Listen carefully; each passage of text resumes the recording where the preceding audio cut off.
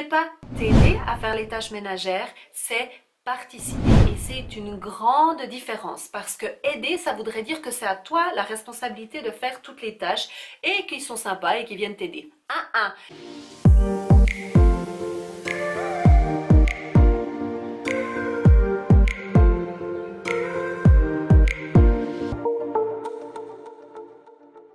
Hello toi, j'espère que tu vas bien. Moi c'est Anna-Alice, je suis coach en organisation et en motivation. Je t'aide à te sentir bien chez toi et en toi car c'est hyper important. Voilà, ça c'est dit. Dans cette vidéo, donc, je vais te partager des techniques toutes simples que moi j'applique au quotidien. En fait, moi je les appelle mes dailies, c'est-à-dire des choses que je fais tous les jours, des petites choses, mais qui en fait à la fin, accumulées les unes avec les autres, font en sorte que visuellement, que tout soit rangé et propre. Et c'est une routine que je fais quotidiennement. Avant de commencer cette vidéo, j'aimerais juste te poser une question pour que je sache un petit peu plus à quoi toi tu en es.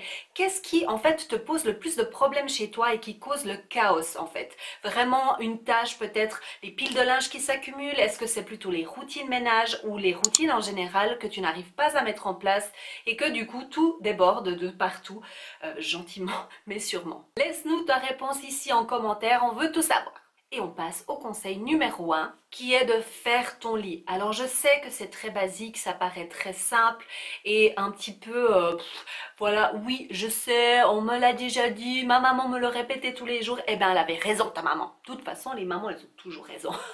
Voilà, dès que tu te lèves et que tu accomplis cette tâche, en fait, le fait de faire ton lit, ça veut dire que tu peux déjà mettre un petit tic sur ta to-do list et psychologiquement, juste de faire ça, même si tu ne fais plus rien d'autre dans ta maison, que tu pars au travail et que tu reviens, eh bien au moins, quand tu reviendras chez toi, tu auras ce sentiment de « au moins, j'ai fait ça ». I'm a champion. La deuxième astuce que je te conseille de faire, c'est de vider ton lave-vaisselle chaque jour. Ces astuces, je ne les donne pas dans un ordre particulier parce que justement, j'aimerais vraiment que toi-même tu trouves ta routine, comment les inclure. C'est pas obligé non plus de les inclure toutes les unes après les autres. Tu peux aussi par exemple faire certaines le matin avant de partir au travail, certaines à midi si tu es à la maison et l'après-midi ou le soir. T'as compris, hein, tu les assembles comme tu veux. Okay. Le but étant que durant la journée, tu aies ton lave-vaisselle qui soit quasi vide pour que tu aies de la place pour mettre les choses et que le soir, justement, tu puisses ranger aussi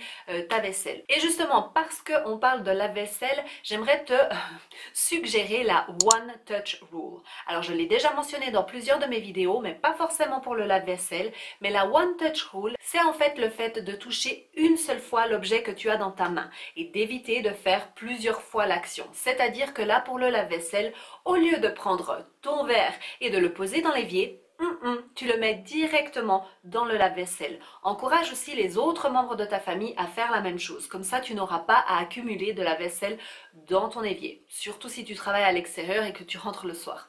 Tu vois comment? Justement, en parlant de famille, eh bien, fais-les participer aux tâches ménagères. Ce n'est pas t'aider à faire les tâches ménagères, c'est participer. Et c'est une grande différence parce que aider, ça voudrait dire que c'est à toi la responsabilité de faire toutes les tâches et qu'ils sont sympas et qui viennent t'aider.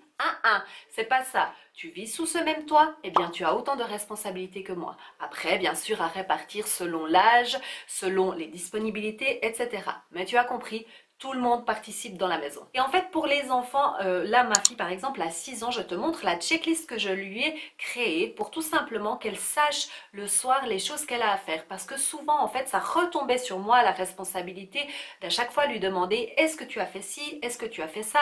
Là, non. Je lui demande juste son petit, je sais pas comment on dit en français, le clipboard. Simplement, elle me sort sa petite liste, elle a coché, elle se sent responsable et elle adore ça en fait. Vraiment, je te conseille de le faire et je te mets le lien en bas si ça t'intéresse d'avoir cette checklist. Si tu as la possibilité que tu as un lave-linge chez toi, fais une machine par jour. Il faut savoir, et c'est bon à savoir, que les machines qu'on a maintenant, ces dernières années, eh bien, sont tout à fait capables de savoir combien d'eau elles ont besoin pour le type de vêtements que tu as mis à l'intérieur. C'est-à-dire si tu fais une petite machine, elle va consommer beaucoup moins d'eau et ça va être beaucoup plus rapide au niveau du lavage. Et le but, c'est vraiment de faire du début jusqu'à la fin toute l'action, c'est-à-dire laver, sécher et ranger.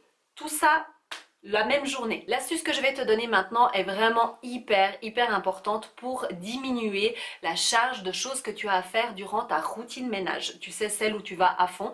Eh bien là, en fait, en l'occurrence, tu vas nettoyer ta cuisine tous les jours. Alors je m'explique. À chaque fois que je prépare un repas, eh bien je nettoie tout le temps. Le soir, ça doit être nickel. À midi, c'est nickel aussi, pour que tout simplement, on reste au-dessus, on va dire, du désordre, parce que ça s'accumule très vite. Et justement, ça t'évite d'avoir autant à faire durant ta routine ménage, parce que moi, par exemple, ma routine ménage, je n'inclus pas ma cuisine dans la routine ménage, car elle est déjà faite. Pour maintenir l'ordre toute la journée et pas seulement à un certain moment de ta journée, eh bien, moi, je fais des quick checks. C'est tout simplement, en fait, des petits moments durant la journée, actuellement 3 fois par jour, que je me fixe et que je vais tout simplement regarder s'il y a quelque chose à ranger. J'utilise toujours des paniers pour m'éviter de faire des allers-retours.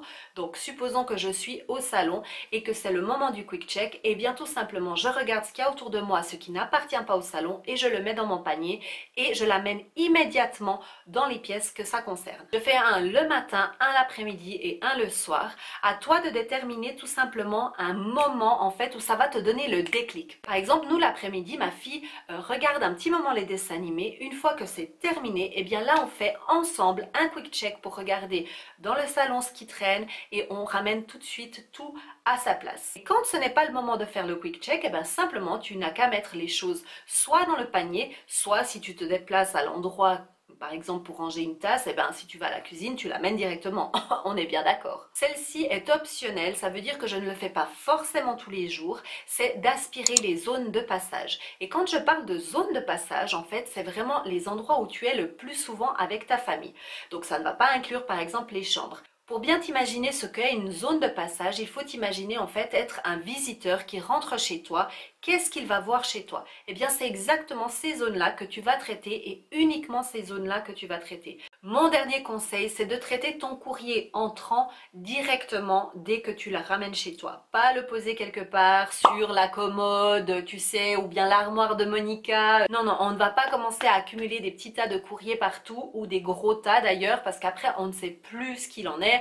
Si tu as des pubs, eh bien, traite-les directement. Est-ce que tu as envie de les voir? Il faut que dans les 24 heures, elles soient sorties de chez toi. Et quand je dis sorties, c'est que tu aies un endroit pour recycler le papier. Si c'est par contre du courrier à traiter ou des factures à payer, etc., ouvre-les immédiatement. C'est ça qu'il faut retenir. D'ailleurs, j'avais fait une vidéo que je te mets ici quelque part, que tu peux aller voir, où je détaille un peu plus ces fours et comment je m'en sers.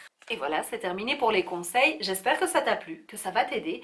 Et surtout, j'aimerais te poser encore une petite question, si tu me permets, c'est de savoir, est-ce que tu aimerais que je fasse des vidéos sur les routines, par exemple routine du matin, routine ménage, routine du soir? Dis-moi si tu aimerais voir ce genre de vidéos, parce que je sais que souvent ça inspire pas mal et que ça peut t'aider à justement créer toi-même ta propre routine. Donc, j'attends tes commentaires, tu n'oublies pas. Hein. Si tu as aimé cette vidéo, s'il te plaît, mets un petit pouce en l'air pour me notifier que tu aimes ce genre de vidéo, comme ça je pourrai en faire plus.